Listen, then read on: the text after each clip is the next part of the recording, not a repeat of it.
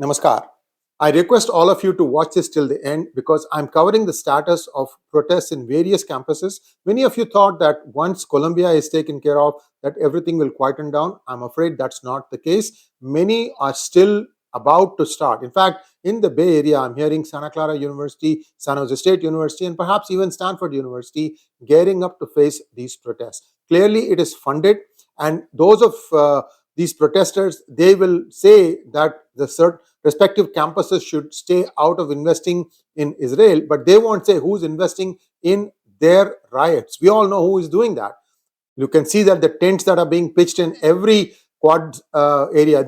Every campus has a quad area, place where kids meet when they are not having classes, or just to socialize, have lunch, have things like that. And this is where the tents are being pitched, and that's what they want to do to disrupt, and they also want to try and prevent the respective universities to avoid dealing with Israel. Now, as one bad news, I'm going to leave it for the last, but I want you to kind of know what is going on. You as a parent deserve to know what is happening in the university campus that your child is studying. So here we go. Chaos at UCLA, University of California at Los Angeles, and other universities. What happened? Violence erupted at the University of California, Los Angeles after pro-Israeli counter-demonstrators attacked a pro-Palestine campus. So this time what happened in UCLA is, I think the other side said, okay, enough is enough. We are going to fight for our rights also. You saw 2 days ago, I think, a video in which I showed you the student was being denied access to go to his classes. Now that is wrong. Everybody has paid their school fees. They are regular students and they deserve to be taking their classes. There's nobody can stop them from doing that. And that's what one saw happening in the UCLA campus. So I think the pro-Israel lobby said, okay, enough is enough. The police is just going to come and stand and stay and do nothing. So we are going to do something about it. So what happened was, over the night, last night, there were clashes and tear gas and fireworks flew right through the night as counter-protesters attempted to tear down barricades and struck campers with sticks and bats. So this is a pretty powerful physical demonstration.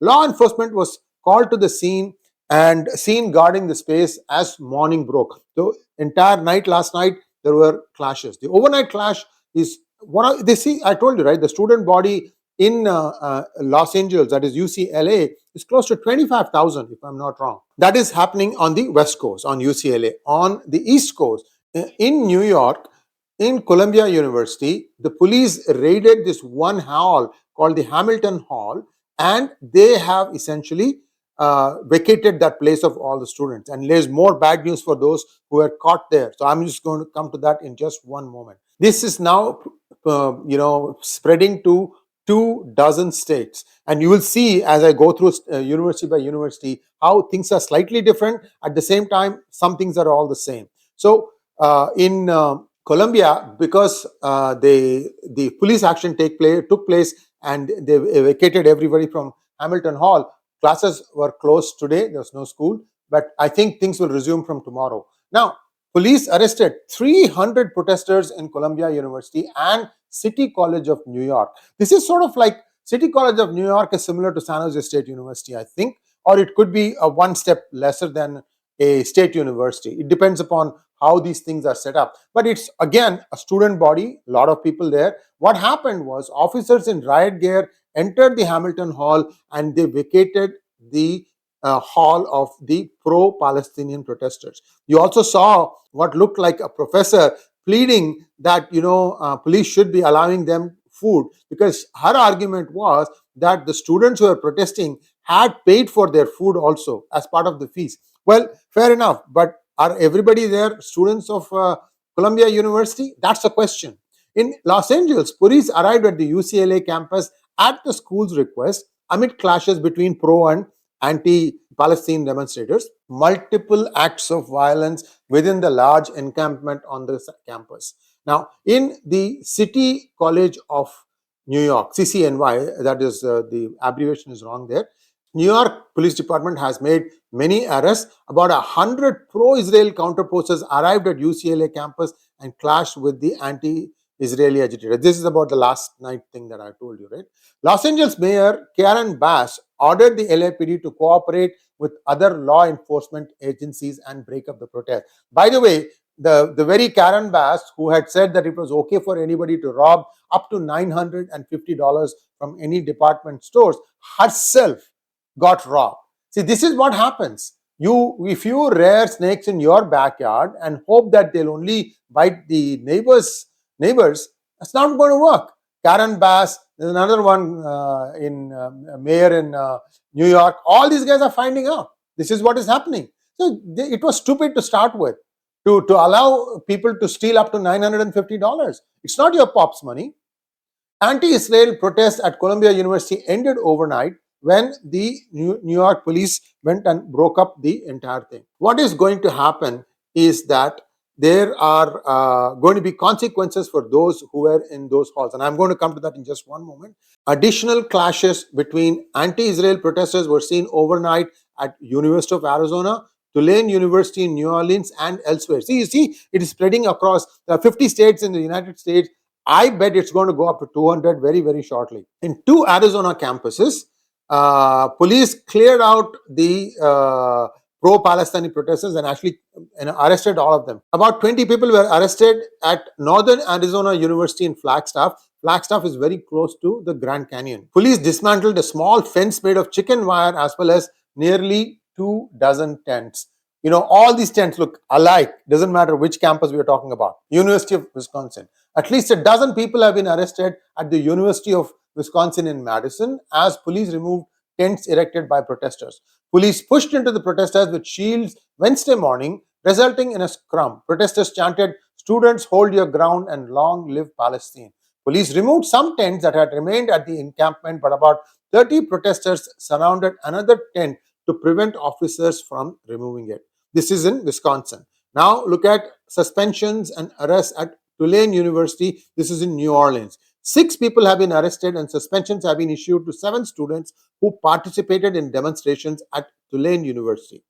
The university was also looking into reports of university employees participating in the demonstration. 4 buildings on campus would remain closed Wednesday as the demonstrations continued. Now, Trump has weighed in. What has Trump said?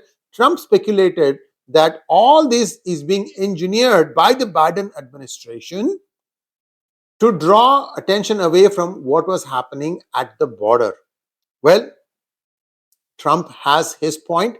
It's possible. Usually this is what has been happening in politics across the world. If you want to divert people's attention from one problem, create a new problem, or take a new problem and then say that this is a bigger problem, and everybody starts looking there, forgetting about what is happening in the original problem. Remember, guys, PGurus in Daily Global Insights was among the first ones to talk about what was happening at the border in 2021, within days of the Biden administration taking office. Now, New York City, I told you about Mayor Adams, right?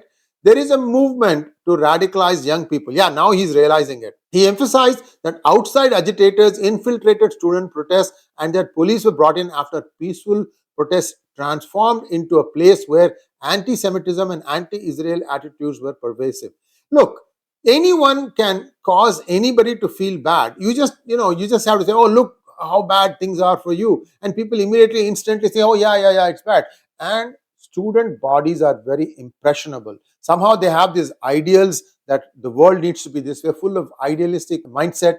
And what happens is when they see something, when you see somebody acting, victim, then immediately they feel like, oh my God, this is wrong. We should do something about it. And many innocent people have got stuck into this. I hope they can find their way, clear through all this stuff, and go to colleges and take your classes, finish your studies, get out of there. Don't spend time on this one, because as you can see, I'm going to talk to you a little bit more about what is happening in Columbia University, the fate of the students. Many of them are going to be suspended instantly and sent out of the country. Here, watch this.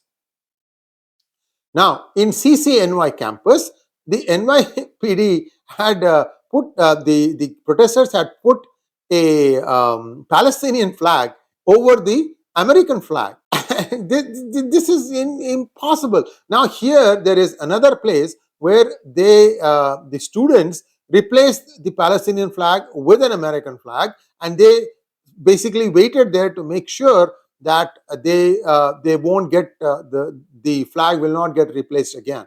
And NYPD has laid out the charges for the people in Columbia University. For the individuals that are inside the Hamilton Hall building, they will be charged with burglary in the third degree, criminal because they broke open windows to get into it, criminal mischief and trespassing. The individuals that are on campus outside, they will be charged with trespassing and disorderly conduct. These are the people, stragglers, illegal immigrants, whoever it is. Now, Columbia is also cracking the whip.